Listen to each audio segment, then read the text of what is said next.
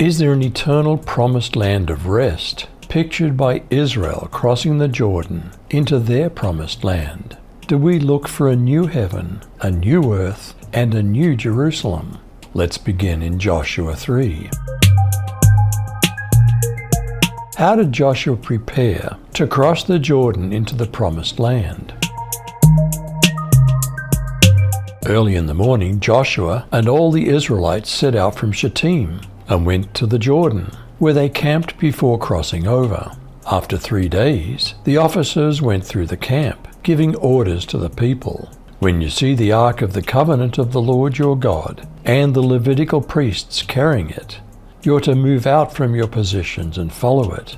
Then you'll know which way to go, since you've never been this way before. But keep a distance of about 2,000 cubits between you and the Ark, and don't go near it. What did Joshua tell the people, and what did God promise Joshua? And Joshua said to the people, "Sanctify yourselves, for tomorrow the Lord will do wonders among you." Then Joshua spoke to the priests, saying, "Take up the Ark of the Covenant and cross over before the people." So they took up the Ark of the Covenant and went before the people. And the Lord said to Joshua, "This day I'll begin to exalt you in the sight of all Israel, that they may know that as I was with Moses, so I'll be with you. You shall command the priests who bear the Ark of the Covenant, saying, when you've come to the edge of the water of the Jordan, you shall stand in the Jordan." What would lead the Israelites across the Jordan River into the promised land?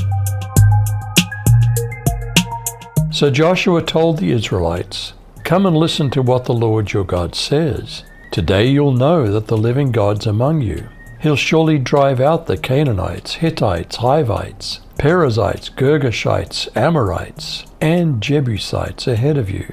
Look, the Ark of the Covenant, which belongs to the Lord of the whole earth, will lead you across the Jordan River. Now choose 12 men from the tribes of Israel, one from each tribe. The priests will carry the Ark of the Lord of all the earth. As soon as their feet touch the water, the flow of water will be cut off upstream, and the river will stand up like a wall." How did the people cross the Jordan River into the promised land? When the people moved from their tents to pass over the Jordan, the priests who bore the Ark of the Covenant being before the people, and when those who bore the Ark had come to the Jordan, and the feet of the priests who bore the Ark had dipped in the edge of the water, for the Jordan overflows all its bank all the time of harvest, the waters which came down from above stood and rose up in one heap a great way off, at Adam, the city that's beside Zarethan, and those that went down toward the sea of the Arabah, even the salt sea, were wholly cut off. Then the people passed over near Jericho. The priests who bore the Ark of Yahweh's covenant stood firm on dry ground in the middle of the Jordan, and all Israel crossed over on dry ground until all the nation had passed completely over the Jordan. Did Joshua give Israel true rest in the land or the Sabbath day? Or is there an eternal Sabbath rest still awaiting us in an eternal land of promise? If Joshua gave the Israelites rest, God wouldn't have spoken about another day later on. So you see that a Sabbath rest is left open for God's people. The one who entered God's rest also rested from his works, just as God rested from his own.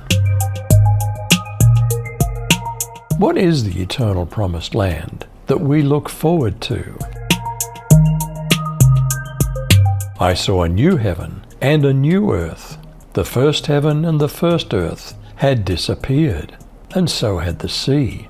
When I saw New Jerusalem, the holy city, coming down from God in heaven, it was like a bride dressed in her wedding gown and ready to meet her husband. I heard a loud voice shout from the throne, "God's home is now with his people. He'll live with them, and they'll be his own.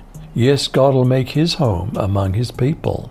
He'll wipe all tears from their eyes, and there'll be no more death, suffering, crying, or pain. These things of the past are gone forever. Is there an eternal promised land of rest, pictured by Israel crossing the Jordan into their promised land? Do we look for a new heaven, a new earth, and a new Jerusalem? You decide.